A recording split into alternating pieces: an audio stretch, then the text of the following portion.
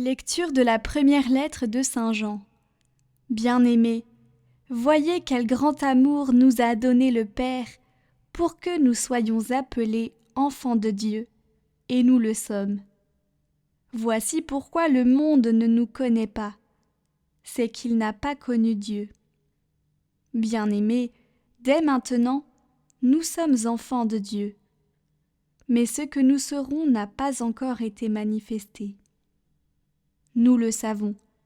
Quand cela sera manifesté, nous lui serons semblables, car nous le verrons tel qu'il est. Et quiconque met en lui une telle espérance se rend pur, comme lui-même est pur.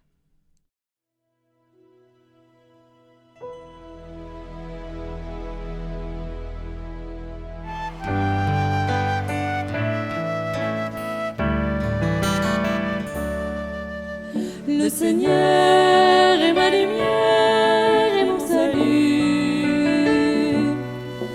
De qui aurais-je crainte? Le Seigneur est le rempart de ma vie. Devant qui tremblerais-je? Le Seigneur.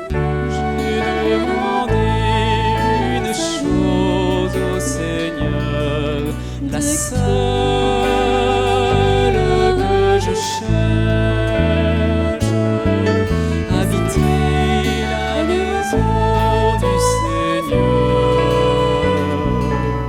tous les jours de ma vie. Le Seigneur, habiter ta maison, Seigneur, pour t'admirer en ta beauté, m'attacher à ton Église, Seigneur, m'attacher à ton Église, Seigneur. le Seigneur, J'en suis sûr, je verrai les bontés du Seigneur sur la terre des vivants. Espère, sois fort et prends courage. Espère le Seigneur. J'ai demandé une chose au Seigneur, la seule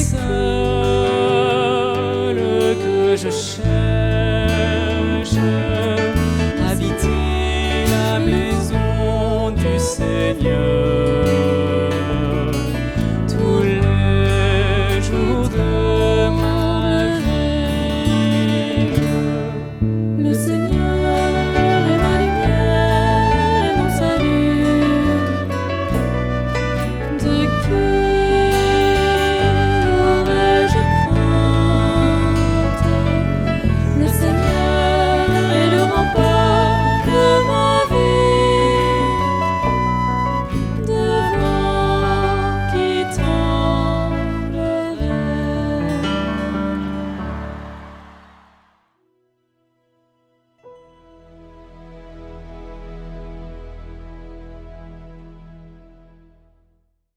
Lecture de la première lettre de Saint Paul apôtre aux Corinthiens. Frères, c'est un mystère que je vous annonce. Nous ne mourrons pas tous, mais tous nous serons transformés, et cela en un instant, en un clin d'œil, quand, à la fin, la trompette retentira. Car elle retentira, et les morts ressusciteront, impérissables, et nous serons transformés. Il faut en effet que cet être périssable que nous sommes revête ce qui est impérissable. Il faut que cet être mortel revête l'immortalité.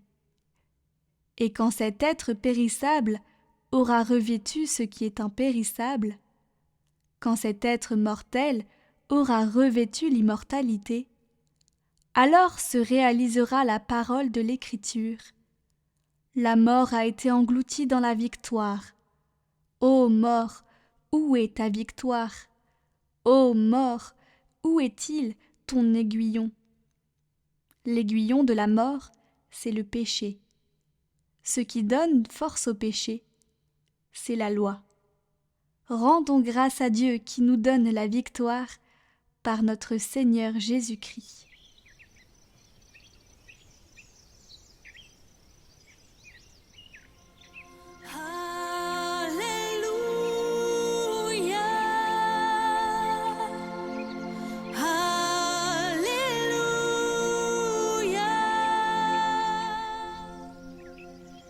Évangile de Jésus-Christ selon saint Matthieu.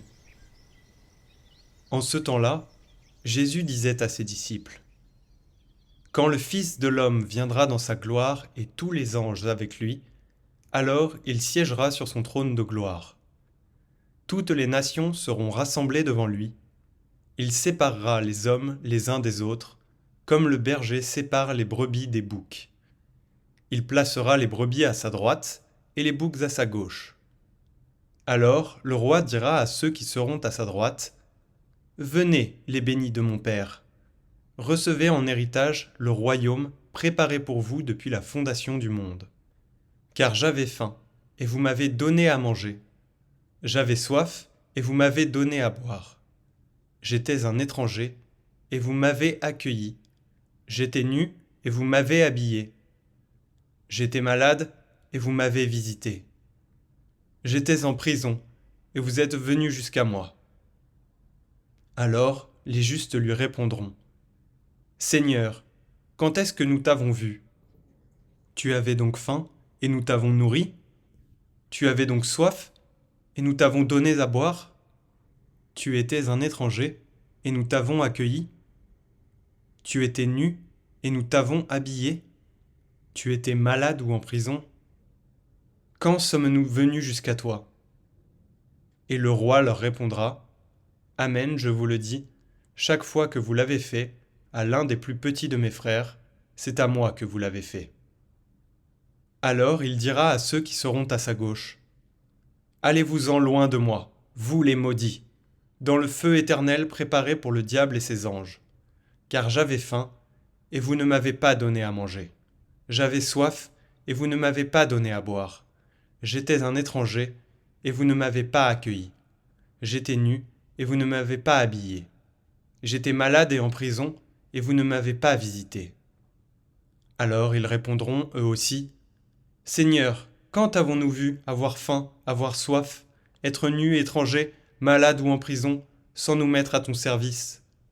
Il leur répondra : Amen, je vous le dis, chaque fois que vous ne l'avez pas fait à l'un de ces plus petits, c'est à moi que vous ne l'avez pas fait. Et ils s'en iront, ceux-ci au châtiment éternel, et les justes à la vie éternelle.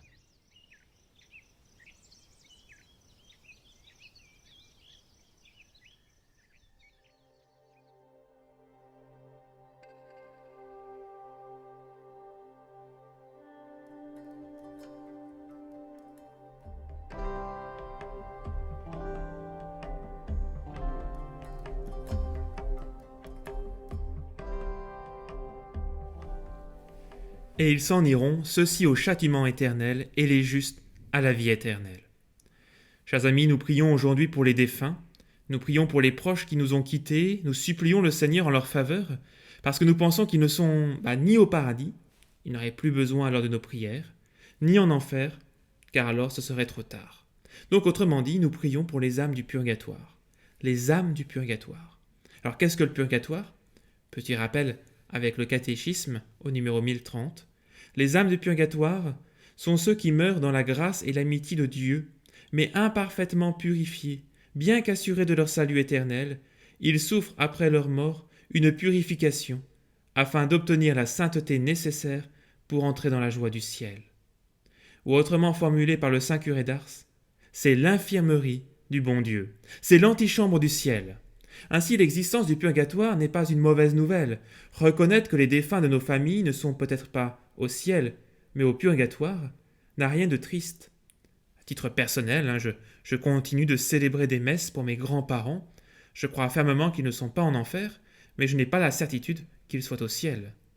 Cela relève d'une nécessité.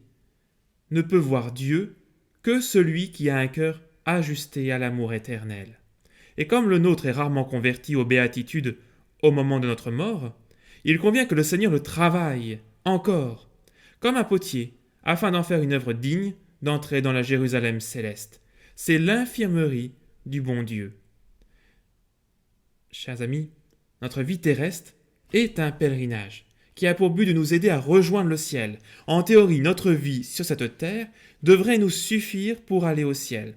Tel est le projet de Dieu. En conséquence, l'un des grands enjeux de notre vie, c'est d'unifier notre cœur pour qu'il soit tout entier polarisé par l'amour de Dieu et du prochain. Unifier notre cœur. Autre manière de dire, purifier notre cœur. Purifier notre cœur, c'est à la fois une entreprise de détachement vis-à-vis de nos idoles et d'attachement à Dieu et à nos frères, pour que l'amour seul règne en nous. La prière, les sacrements, les bonnes œuvres, mais aussi ces arrachements qui nous imposent les épreuves de la vie, l'âge, la maladie, sont autant d'occasions de nous purifier. Au moment où nous comparaîtrons devant Dieu, il se peut qu'en un instant, tous ces mauvaises attaches et les restes de notre égoïsme soient brûlés. Mais il se peut aussi que cette purification exige un processus plus long. Et c'est cela le purgatoire. Le purgatoire, c'est Marie-Madeleine versant ses larmes aux pieds de Jésus. Pleurs de joie ou pleurs de tristesse? Bien les deux à la fois, parce qu'au moment même où elle sent la miséricorde de Dieu l'envahir, elle perçoit aussi à quel point elle l'a blessé. Le purgatoire, c'est aussi Jésus qui se ceint les reins et se met lui-même aux pieds de l'homme pour le purifier, afin qu'aucune souillure ne vienne ternir la joie de participer à son banquet. Le purgatoire, c'est enfin l'expérience bouleversante que les défunts font de la prière et de l'affection de leurs proches, qui leur disent en somme « Nous étions avec toi autrefois, nous le sommes toujours maintenant que tu n'es plus de ce monde, tu peux compter sur nous. » Et si les défunts pour lesquels nous prions sont déjà au ciel, ils ne se vexeront pas de notre incertitude sur leur situation présente. Nul doute qu'ils sauront reverser les bienfaits de notre intercession en faveur des âmes pour lesquelles on ne pense jamais à prier. C'est ce que l'on appelle la communion des saints. Alors, chers amis, un chrétien ne prépare pas sa mort, mais sa résurrection. Nous ne sommes pas seulement mortels, mais éternels, invités à des noces, heureux les invités au repas des noces de l'agneau. Si le Christ venait nous chercher maintenant, serions-nous prêts pour le ciel? Serons-nous contraints de prendre le temps de purifier notre âme par le purgatoire? Ou serons-nous condamnés à l'enfer en raison de notre péché si grave qui nous a séparés de Dieu et que nous n'avons jamais ici-bas confessé? Chers amis, nous sommes habités par l'espérance de la vie éternelle, mais celle-ci se reçoit par pure grâce de Dieu. Alors prions pour nos défunts. Il ne s'agit pas de se souvenir d'eux, mais d'agir pour eux en leur faveur, en offrant notre prière pour eux. De la même manière que nous prions les saints de veiller sur nous et nos familles, prions pour nos défunts, afin que la grâce de Dieu les purifie et les introduise dans la cité sainte, la Jérusalem céleste. Alors je vous propose de conclure avec cette belle prière à Notre-Dame libératrice, Notre-Dame de Montligeon. Notre-Dame libératrice, prends en pitié tous nos frères défunts, spécialement ceux qui ont le plus besoin de la miséricorde du Seigneur. Intercède pour tous ceux qui nous ont quittés, afin que s'achève en eux l'œuvre de l'amour qui purifie. Que notre prière, unie à celle de toute l'Église, leur obtienne la joie qui surpasse tout désir et apporte ici-bas consolation et réconfort à nos frères éprouvés ou désemparés. Mère de l'Église, aide-nous, pèlerins de la terre, à mieux vivre chaque jour notre passage vers la résurrection. Guéris-nous de toute blessure du cœur et de l'âme. Fais de nous des témoins de l'invisible déjà tendus vers les biens que l'œil ne peut voir. Des apôtres de l'espérance semblables aux veilleurs de l'aube. Refuge des pécheurs et reine de tous les saints. Rassemble-nous tous un jour pour la Pâque éternelle dans la communion du Père avec Jésus, le Fils dans l'Esprit Saint, pour les siècles des siècles. Amen. Dieu des esprits et de toute chair, qui a foulé aux pieds la mort, qui a réduit le diable à néant et qui a donné ta vie au monde. Donne toi-même, Seigneur, à l'âme de ton serviteur défunt le repos dans un milieu lumineux, verdoyant et frais, loin de la souffrance, de la douleur et des gémissements. Que le Dieu bon et miséricordieux lui pardonne tous ses péchés commis en parole, par action et en pensée. Parce qu'il n'existe pas d'homme qui vive et qui ne pêche pas. Toi seul est sans péché. Ta justice est justice pour les siècles, et ta parole est vérité. Ô Christ notre Dieu, puisque tu es la résurrection, la vie et le repos de ton serviteur défunt, nous te rendons grâce avec ton Père incré et avec ton Esprit très saint, bon et vivifiant, aujourd'hui et pour les siècles des siècles. Amen. Qu'il repose en paix. Amen. Prions pour toutes les intentions déposées en commentaire cette semaine. Notre Père, qui es aux cieux, que ton nom soit sanctifié, que ton règne vienne, que ta volonté soit faite sur la terre comme au ciel. Donne-nous aujourd'hui notre pain de ce jour. Pardonne-nous nos offenses, comme nous pardonnons aussi à ceux qui nous ont offensés. Et ne nous laisse pas entrer en tentation, mais délivre-nous du mal. Amen. Je vous salue Marie, pleine de grâce. Le Seigneur est avec vous. Vous êtes bénie entre toutes les femmes, et Jésus, le fruit de vos entrailles, est béni. Sainte Marie, Mère de Dieu, priez pour nous pauvres pécheurs, maintenant et à l'heure de notre mort. Amen.